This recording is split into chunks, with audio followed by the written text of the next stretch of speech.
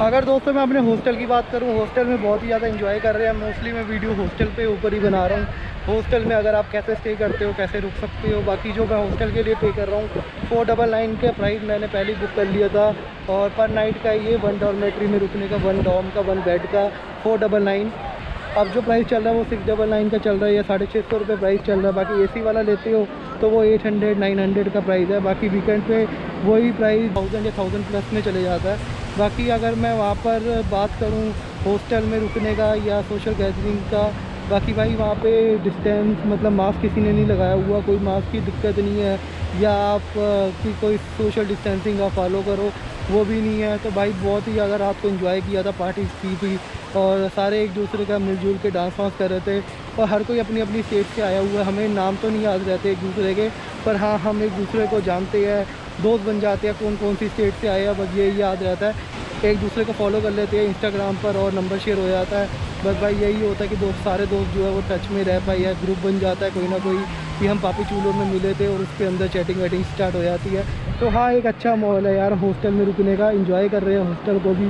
साथ में सुबह उठने के बाद 8 साढ़े 8 बजे तक नींद खुल गई थी, नींद खुली है। उसके बाद ब्रेकफास्ट किया ब्रश करके और थोड़ी देर बाद नहा कर आए हैं। तो कोई ना कोई गेम्स एक्टिविटीज़ शुरू हो गई थी हॉस्टल में खेलने वाली। बाकी अभी 12:30 बजे तक निकल गए थे हॉस्टल से। आप करीबन इवनिंग तक एंजॉय करेंगे, एक दूसरे के साथ घूमेंगे, सारे मिलके अभी घूमेंगे, अलग अलग बीचेस पे जाएंगे और एंजॉय करेंगे। बस यही है। पर अभी हम आए हैं वेगेटर बीच पे। ये मेन वेगेटर बीच है और बहुत ही सुंदर बीच है। सबसे ज़्यादा खास बात इसकी ये है कि यहाँ पे सारी जगह आप देखोगे कोकोनट के ट्रीज़ है। बहुत ही सुंदर लगता है कोकोनट के ट्रीज़ देख के। और यहाँ पे छोटी छोटी पहाड़ियाँ बनी हुई है जो कि बहुत ही सुंदर लगता है। और हवा बहुत ज़्यादा तेज़ चलती है इस बीच पे। ये कुछ हद तक अरम्बोल बीच की तरह ही लगता है, पर हाँ बहुत सुंदर बीच है ये। और यहाँ पे मेन बात है कि शैक ज़्यादा नहीं है। उस साइड पे जाते एंट्री होती है, वहाँ पे लेफ़्ट हैंड साइड पे थोड़े बहुत शैक्स है जहाँ पर आप कुछ भी मॉर्निंग में ब्रेकफास्ट या लंच कर सकते हो। और डिनर में भी शायद होता है कि नहीं होता वो मेरे को पता नहीं है यहाँ पे। पर हाँ इवनिंग टाइम तक आप सनसेट तक यहाँ पर एंजॉय कर सकते हो, क्योंकि शैक्स 2-3 जो है, जो रेस्टोरेंट जो खुले हुए हैं वहाँ पर आप कुछ भी ब्रेकफास्ट लंच कुछ भी कर सकते हो। बाकी यहाँ पर लोग ज़्यादा तो नहीं हैं, पर हाँ यहाँ पे एंजॉय कर रहे हैं। ज़्यादा मैंने इसलिए बोला क्योंकि कल परसों जब हम अरम्बोल बीच पे गए थे बहुत ज़्यादा क्राउड था अरम्बोल बीच पे। और अभी तक मैं कैलंगूड नहीं गया, बागा नहीं गया, क्योंकि गोवा आके हर कोई जो सबसे पहले जो जाता है वो बागा या कैलंगूड जाता है। तो मेरा वेगेटर बीच पे मैं अभी स्टे कर रहा था, वेगेटर बीच पे ही हूँ, तो मैंने वेगेटर ही घूम रहा हूँ और वेगेटर को ही एक्सप्लोर कर रहा हूँ। लिटिल वेगेटर हो गया, ओजरान बीच के नाम से ज़्यादा फेमस है वो वाला बीच। और साथ में अभी वेगेटर घूम रहा हूँ, इंजॉय कर रहा हूँ यहाँ पे। और वाटर स्पोर्ट्स एक्टिविटी हो रही है, उसके बारे में मैंने आपको बताया कि 1900 रुपये का पूरा पैकेज है जिसमें 6 एक्टिविटीज़ होएगी।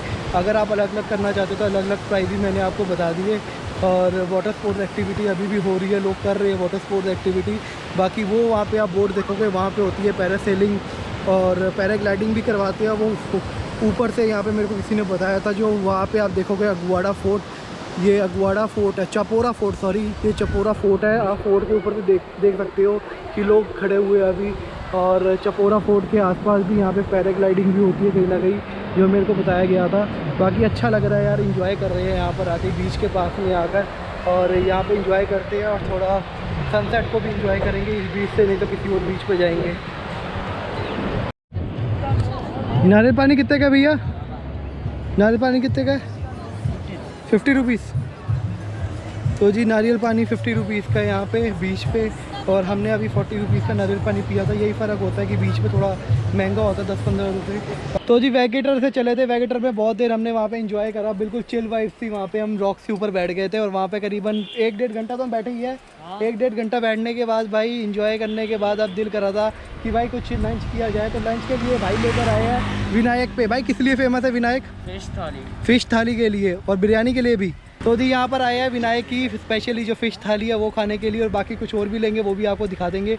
तो एंजॉय करते हैं आज के लंच को। तो चलते हैं विनायक पे। और अंजुना में पड़ता है ये? हाँ अंजुना में, मेन अंजुना पे पड़ता है।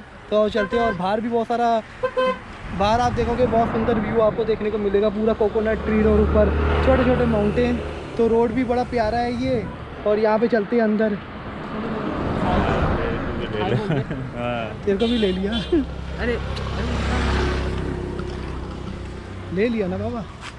नाइस, कैसा लग रहा है? मज़ा आ रहा है। मज़ा आया? गोवा सबसे ज़्यादा काम मज़ा आया। रात को कल पार्टी में ऑफ कोर्स। पार्टी की तो बात यार हर किसी की जुबान से जा ही नहीं रही, क्योंकि हमने पार्टी में इतना ज़्यादा कल रात को एंजॉय करा है ना। वो बिल्कुल ही कौन सा म्यूज़िक चला रहा था वो, पहले जो म्यूज़िक चला रहा था टेक्नो, हाँ टेक्नो म्यूज़िक चला रहा था। उसके बाद उसको हमने बोला पंजाबी सॉन्ग चला दे, उसने मना कर दिया था कि ये टेक्नो ही चलेंगे। बाद में जब सब ने डांस करने के लिए मना कर दिया तो भाई पंजाबी सॉन्ग चले, बॉलीवुड सॉन्ग चले, और जो रात को माहौल बनाया भाइयों ने मिल के, अरे बड़ा ही लाजवाब, बहुत ही ज़्यादा इंजॉय करा। और अभी विनायक पे देखते हैं, मेरे ख्याल से वेटिंग चल रही है। तो तेरी यहाँ पे तो वेटिंग चल रही है भाई वेटिंग चल रही है यहाँ पे।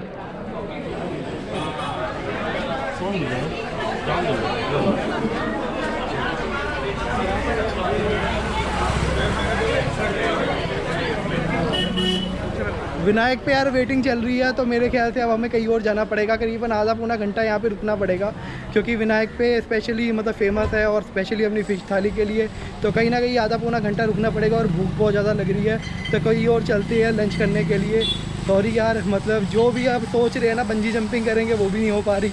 बंजी जंपिंग के लिए सुबह जाना पड़ेगा, और रात को अगर आप 3 बजे सोते हो तो करीबन आप 9 बजे तक हमें पहुंचना है बंजी जंपिंग करने के लिए, तो वो भी नहीं जा पाए। अब विनायक आए तो विनायक पे भी आधा पौना घंटा लगेगा, और मेरे दोस्तों को इतनी ज़्यादा पेशेंस नहीं है कि भाई वो आधा पौना घंटा रुकेंगे, क्योंकि भाई भूख भी बहुत ज़्यादा तेज़ लगी है। पेशेंस नहीं हो रही है, बहुत ज़्यादा तेज़ भूख लग रही है, तो पेशेंस नहीं हो रहा अभी बिल्कुल भी कि आधा पौना घंटा रुका जाए। भाई फिर करना क्या है अब? आधा घंटा बोला, आधा पौना घंटा तो लगेगा, ज़्यादा लगेगा। कहीं और चले फिर, कहीं और चलना है फिर, कहीं और देखते हैं। इससे पहले विनायक पे गए थे यार, वहाँ पे बहुत ज़्यादा भीड़ थी, करीबन आधा पौना घंटा वहाँ पे लगता वेटिंग में। और इससे अच्छा था कि हम किसी और रेस्टोरेंट पर आते। तो हम आए थे आनंद रेस्टोरेंट पे, बहुत ही अच्छा रेस्टोरेंट है। और मैं सिर्फ इसके लिए तारीफ़ ये इसलिए नहीं कर रहा कि मैं यहाँ पे फर्स्ट टाइम आया हूँ। जब मैं 2019 में फ़र्स्ट टाइम आया था यहाँ पर गोवा में, तो मैं इसी रेस्टोरेंट पर आया था, पर इनके कोई टाइमिंग्स होते हैं, तो उस टाइम ये क्लोज़ हो गया था। आज दोबारा आया हूँ, बिरयानी खाई है, बहुत ही लाजवाब बिरयानी थी, और साथ में शाही पनीर बहुत ही अच्छा था। और बिल कुछ बना 800 850 के करीब बिल बना था, और खाना बहुत ज़्यादा लाजवाब था, और रीज़नेबल खाना है, और मज़ा बहुत ज़्यादा आया खाना खाने में। तो अगर आप आते हो यहाँ पे, नॉन AC भी है और AC भी है, तो यहाँ पर आके यार लंच डिनर जो भी आपको करना है करना ज़रूर। बाकी हम यहाँ पर लंच करने के लिए आए थे, मील को इन्जॉय करा।